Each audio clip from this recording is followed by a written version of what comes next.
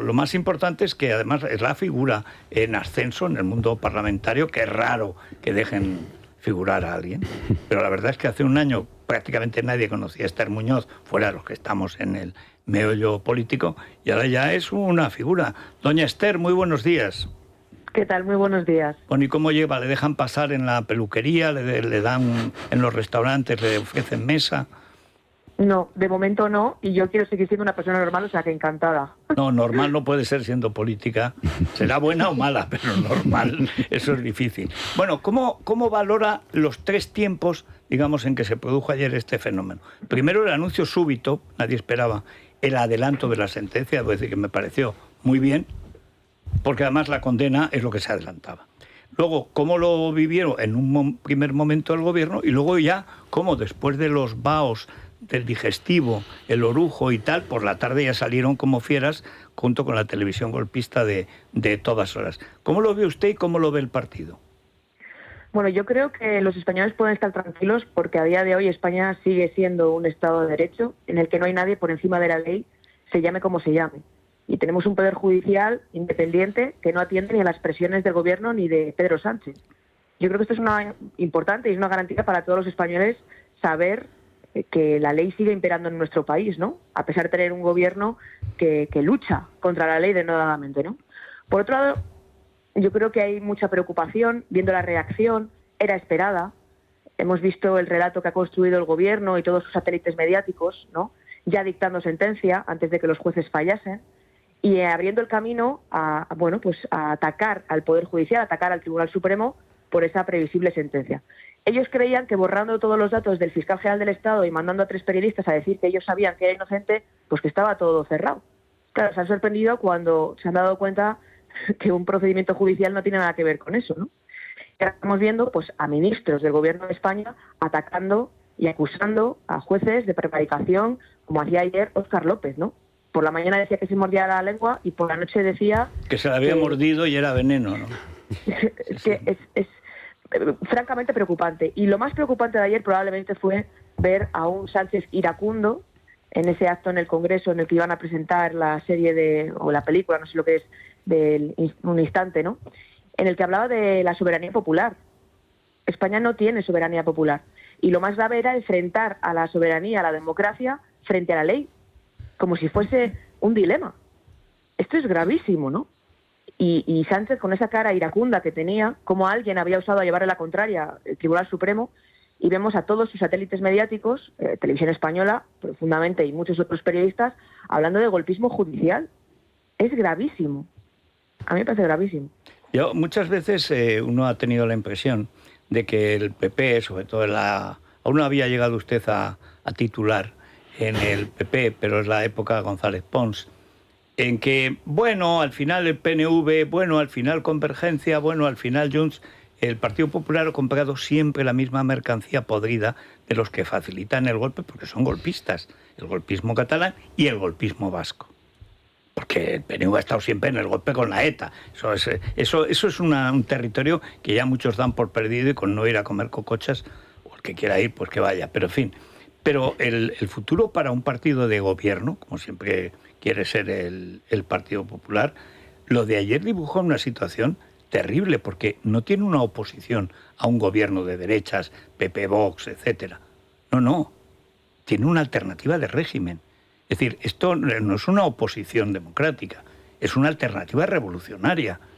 Y en el PP hay gente que lo ve, sobre todo pues, la generación suya, más joven, que lo está viendo. Y hay gente mayor que no le cabe en la cabeza, hombre, ¿cómo va a pasar? Pero no lo veis que está pasando. ¿Usted no cree que en el Partido Popular cuesta admitir que la izquierda es tan mala como venía en los libros? Es decir, que realmente hemos vuelto al 34, al 36, al largo caballero, al odio a la derecha contra la que vale todo. Todo es absolutamente todo. Y muchas veces, no en la parte, por ejemplo, cuando habla Cayetana, cuando habla usted, pues sí está claro que hay una generación que ya no traga. Pero subes, digamos, en edad, subes un escalón y tú ves que les cuesta admitir una realidad tan molesta. Yo creo que cuesta admitir que ya no hay un partido socialdemócrata en España como debería haber o como es homologable a otras democracias europeas. Y entiendo que generaciones anteriores a la mía están luchando pues, por un país en convivencia, por un país en el que pudiera haber pactos de Estado. Dentro de la normalidad les cuesta ver esa realidad. Ahora, a la fuerza ahorcan, dice, ¿no? Es decir, los hechos son incontrovertibles y es evidente que el Partido Popular jamás ha tenido oposición a un gobierno como el que tenemos. Nunca ningún partido ha tenido oposición a un gobierno que está en contra de la ley, que está en contra de la independencia del Poder Judicial, que se salta al Estado de Derecho y que está dispuesto a saltarse cualquier límite con tal de mantenerse en el poder.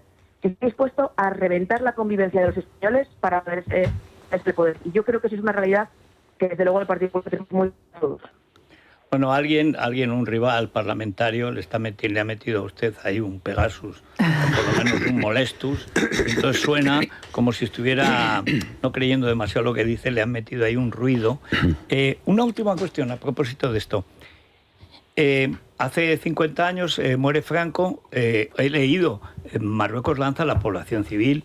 Como que la población civil. Era el ejército disfrazado de civil. Se bajo las chilabas, llevaba unas botas de reglamento. Bueno, realmente los satélites mediáticos de la trola ya es ridículo. Pero, ¿cómo es que España ha entregado el Sahara unos días después de que le roban el móvil a Begoña? Y ahora sabemos que estaban ya Cerdán y toda la banda del Peugeot, estaba ya entera en Marruecos. ¿Tiene el PP alguna idea? En el caso de que haya alguien encargado de lo de justicia, que tradicionalmente se quejaba Esperanza Aguirre de que no había a quien llamar, pero esto es una cosa muy complicada cuando la flotilla de Gaza, Barbie Gaza y tal, parecía que Israel iba a dar Pegasus. Es un lío lo que hay con Francia, es un lío judicial. ¿Tiene usted alguna noción o tiene alguna noticia de que se vaya a mover eso en los tribunales franceses? Porque lo cierto es que hemos entregado el Sahara, mejor dicho, Sánchez ha entregado el Sahara llamándose a sí mismo España, y lo único que vemos es que los negocios de esta banda y de este gobierno en Marruecos son absolutamente alucinantes. En este caso iban a recoger coimas nada menos que de un puerto nuevo, superpuerto en Marruecos. ¿Sabe algo el Partido Popular al respecto? Bueno, yo lo desconozco, no llevo los temas de justicia. Lo que sí que queda claro es que Pedro Sánchez supedita todo a sus propios intereses. Un día se pone la bandera del Sáhara para defender los derechos de los saharauis y al día siguiente las vende por intereses particulares o por intereses empresariales, como estamos viendo, ¿no? Y por lo tanto yo creo que eso es evidente. Hasta sus propios socios le dicen que qué está pasando con el Sáhara, ¿no? Porque ha cambiado su posición sin dar ninguna explicación. No ha dado ninguna explicación en el Parlamento. Hemos hecho multitud de preguntas, no contestan, no quiere contestar sobre este tema. Y él utiliza las cuestiones internacionales como mero interés particular y para defenderse de cuestiones internas. Lo hemos visto con Gaza y lo hemos visto con el Sáhara. Ese es Pedro Sánchez, un oportunista y un farsante. Yo creo que ha quedado evidenciado para todos los españoles. Vamos a ver, porque los que están con él están dispuestos a lo que sea para que no haya alternancia democrática, que es el meollo de la cuestión. Pero en fin, ojalá. Bueno, si no volvemos a hablar, felices Pascuas, doña Esther. Feliz Navidad. Muchas gracias.